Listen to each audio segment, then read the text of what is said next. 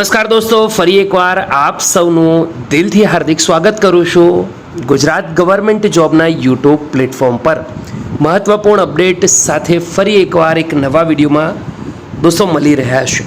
ખૂબ જ મહત્વપૂર્ણ અપડેટ થોડીવાર પહેલાં જ આવી છે। ગુજરાત હાઈકોર્ટ તરફથી તમને સૌને ખ્યાલ છે વિવિધ ભરતીઓની પરીક્ષાનો કાર્યક્રમ આવી ગયો છે। વિવિધ ભરતીઓની પરીક્ષા હવે પછી લેવનાર છે, જેમાં ડીવાયએસઓ સાથે સાથે બેલીફ તેમજ અન્ય અટેન્ડન્ટની ભરતીનો સમાવેશ પણ થાય છે।